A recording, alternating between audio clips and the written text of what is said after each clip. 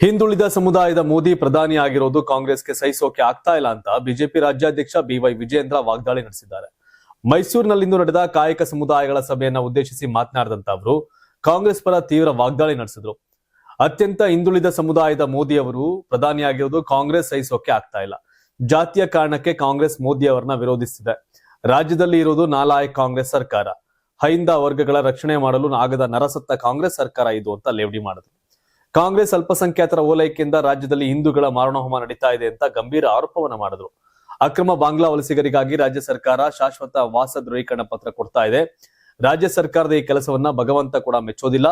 ಪೌರತ್ವ ದೃಢೀಕರಣ ಮಾಡೋದು ಕೇಂದ್ರ ಸರ್ಕಾರ, ರಾಜ್ಯ ಸರ್ಕಾರ ಅಲ್ಲ. ಕಾಂಗ್ರೆಸ್ ಸರ್ಕಾರವನ್ನ ಬುಡ ಸಮೇತ ಕಿತ್ತು ಹಾಕ್ತೇವೆ ಅಂತ ವಿಜಯೇಂದ್ರ ಶಬ್ದ ಮಾಡಿದ್ರು.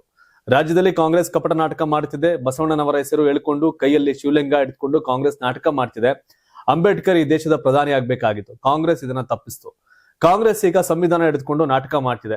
ಕಾಂಗ್ರೆಸ್ಗೆ ಅಂಬೇಡ್ಕರ್, ಮಹಾತ್ಮ ಗಾಂಧಿ, ದೇವರಾಜ್ ಅರಸು ಹೇಳುವ ನೈತಿಕತೆ ಇಲ್ಲ ಅಂತ ವಿಜೇಂದ್ರ ಕಿಡಿಕಾರದ್ರು. ಬೆಳಗಾವಿಯಲ್ಲಿ ನಿನ್ನೆಯಿಂದ ಆರಂಭವಾಗಿರುವ ರಾಷ್ಟ್ರೀಯ ಸ್ವಯಂ ಸೇವಕ ಸಂಘದ ವಾರ್ಷಿಕ ಸಭೆ ಕುರಿತು ರಾಜಕೀಯ ವಲಯದಲ್ಲಿ ವಾಗ್ದಾಳಿ ಆರಂಭವಾಗಿದೆ. ಆರ್ಎಸ್ಎಸ್ ಸಭೆಗಳು ನಡೆದ ಬಳಿಕ ಹಲವು ಗಲಭೆ ಹಾಗೂ ಅನಾಹುತಗಳು ಸಂಭವಿಸಿವೆ ಅಂತ ಕೆಪಿಸಿಸಿ ಅಧ್ಯಕ್ಷ ಬಿಕೆ ಹರಿಪ್ರಸಾದ್ ಅವರು ನೀಡಿದ ಹೇಳಿಕೆಯನ್ನ ಇದೀಗ ರಾಜ್ಯ ಗೃಹ ಸಚಿವ ಪ್ರಿಯಾಂಕ್ ಖರ್ಗೆ ಅವರು ಸಂಪೂರ್ಣವಾಗಿ ಸಮರ್ಥಿಸಿಕೊಂಡಿದ್ದಾರೆ. ಮಾಧ್ಯಮಗಳೊಂದಿಗೆ ಮಾತನಾಡಿದಂತ ಗೃಹ ಸಚಿವ ಪ್ರಿಯಾಂಕ್ ಖರ್ಗೆ ಬಿಕೆ ಹರಿಪ್ರಸಾದ್ ಅವರ ಹೇಳಿಕೆ ತಾರ್ಕಿಕವಾಗಿದ್ದು ಅದು 100% ನಿಜ ಅಂತ ಹೇಳಿದ್ದಾರೆ. ಯಾವಾಗಲೆಲ್ಲ ಇಂತಹ ಸಂಘಟನೆಗಳು ಸಭೆಗಳನ್ನ ಸೇರುತ್ತವೆಯೋ ಆಗೆಲ್ಲ ಗಲಭೆಗಳು ನಡೆದಿರೋದು ಇತಿಹಾಸ. ಈ ಕುರಿತು ಸರ್ಕಾರದ ಇಂಟೆಲಿಜೆನ್ಸ್ ವತಿಯಿಂದ ನನಗೂ ಕೂಡ ಕೆಲವು ಪ್ರಮುಖ ಮಾಹಿತಿಗಳು ಲಭ್ಯವಾಗಿವೆ. ಆ ಸೂಕ್ಷ್ಮ ಹಾಗೂ ಗುಪ್ತಚರ ಮಾಹಿತಿಗಳ ಕುರಿತು ಸೂಕ್ತ ಸಮಯದಲ್ಲಿ ಎಲ್ಲವನ್ನ ಬಹಿರಂಗಪಡಿಸ್ತೇನೆ ಅಂತ ಅವರು ತಿಳಿಸಿದರು. ಇದೇ ವೇಳೆ ರಾಜ್ಯದಲ್ಲಿ ಕಾನೂನು ಸುವ್ಯವಸ್ಥೆ ಹದಗೆಡಿಸಲು ಯತ್ನಿಸುವವರ ವಿರುದ್ಧ ಕಠಿಣ ಕ್ರಮ ಕೈಗೊಳ್ಳಲಾಗುವುದು ಅಂತ ಗೃಹ ಸಚಿವರು ಇದೇ ಸಂದರ್ಭದಲ್ಲಿ ಎಚ್ಚರಿಸಿದರು. ಕರ್ನಾಟಕದ ಶಾಂತಿ ಮತ್ತು ಸೌಹಾರ್ದತೆಗೆ ಧಕ್ಕೆ ತರಲು ಯಾರು ಪ್ರಯತ್ನಿಸಿದ್ರು ಸರ್ಕಾರ ಸಹಿಸೋದಿಲ್ಲ ಅಂತ ಹೇಳಿದ ಅವರು, ರಾಜ್ಯದಲ್ಲಿ ಯಾರೇ ಬಾಲ ಬಿಚ್ಚಿದ್ರು ಕಾನೂನಿನ ಅಡಿಯಲ್ಲಿ ಕಠಿಣ ಕ್ರಮ ಎದುರಿಸಬೇಕಾಗುತ್ತದೆ.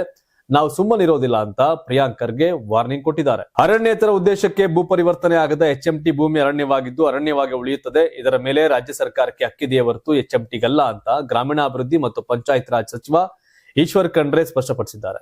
ವಿಕಾಸಸೌಧದ ತಮ್ಮ ಕಚೇರಿಯಲ್ಲಿ ಸುದ್ದಿಗೋಷ್ಠಿ ನಡೆಸಿದ ಅವರು, ನಾನು ಅಭಿವೃದ್ಧಿಯಲ್ಲಿ ರಾಜಕೀಯ ಮಾಡೋನೋ ಅಲ್ಲ.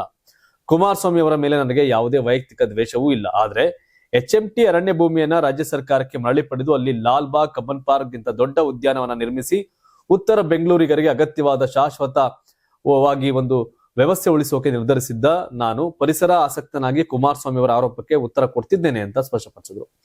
ಕುಮಾರಸ್ವಾಮಿ ಅವರು ಸುದ್ದಿಗೋಷ್ಠಿ ನಡೆಸುವಾಗ ಯಾವ ಕಂಡ್ರೆ ಎಚ್ಎಂಟಿ ಆದಾಗ ನಾನು ಹುಟ್ಟೇ ಇರಲಿಲ್ಲ, ಹುಟ್ಟಿದ್ರು ಮಗು ಎಂದೆಲ್ಲ ಮಾತನಾಡಿದ್ದಾರೆ. ನಾನು ಕೂಡ ಯಾವ ಸ್ವಾಮಿ ಕುಮಾರಸ್ವಾಮಿ ಎನ್ನಬಹುದು, ಅವರು ಕೂಡ ಎಚ್ಎಂಟಿ ಹುಟ್ಟಿದಾಗ ಹಸುಗುಸೆ ಎನ್ನಬಹುದು. ಆದ್ರೆ ನಾನು ಆ ಮಟ್ಟಕ್ಕೆ ಇಳಿಯೋದಿಲ್ಲ ಅಂತ ಹೇಳಿದ್ರು. ಇನ್ನು ಎಚ್ಎಂಟಿ ಜಮೀನಿನ ಪ್ರಕರಣ ನ್ಯಾಯಾಲಯದಲ್ಲಿದೆ ಎಂದು ಅವರೇ ಹೇಳಿದ್ದಾರೆ. ಜೊತೆಗೆ ಎಚ್ಎಂಟಿ ಭೂಮಿ ಮೇಲೆ ಸರ್ಕಾರಕ್ಕಿಲ್ಲ ಹಕ್ಕು ಅಂತ ಘೋಷಿಸಿದ್ದಾರೆ. ಈ ತೀರ್ಪನ್ನು ಕೊಡಬೇಕಾಗಿದ್ದು ನ್ಯಾಯಾಧೀಶರ ಹೊರತು ಕುಮಾರಸ್ವಾಮಿ ಅವರಲ್ಲ ಅಂತ ತಿರುಗೇಟರ ಕೊಟ್ಟಿದ್ದಾರೆ. ಸುಪ್ರೀಂ ಕೋರ್ಟ್ ಹಲವು ತೀರ್ಪುಗಳಲ್ಲಿ ಒಂದು ಬಾರಿ ಅರಣ್ಯ ಅಂತ ಘೋಷಣೆಯಾದ ಭೂಮಿ ಅನ್ಯ ಉದ್ದೇಶಕ್ಕೆ ಕಾನೂನುಬದ್ಧವಾಗಿ ಪರಿವರ್ತನೆ ಆಗದಿದ್ರೆ ಅರಣ್ಯವಾಗಿ ಉಳಿಯುತ್ತದೆ ಅಂತ ಹೇಳಿದೆ. ಜೊತೆಗೆ ಪರಿಸರದ ಹಕ್ಕುಗಳು ಭೂ ಒಡೆತನದ ಹಕ್ಕಿಗಿಂತ ಮಿಗಿಲಾದದ್ದು ಅಂತ ಸ್ಪಷ್ಟಪಡಿಸಿದ್ದಾರೆ. ಈ ಮೂಲಕ ಕುಮಾರಸ್ವಾಮಿ ವರ್ಸಸ್ ಈಶ್ವರ್ ಖಂಡ್ರೆ ಅವರ ಈ ಒಂದು ವಾಗ್ದಾಳಿಯ ರಾಜಕಾರಣ ಮುಂದುವರುವ ಸಾಧ್ಯತೆ ದಟ್ಟವಾಗಿದೆ.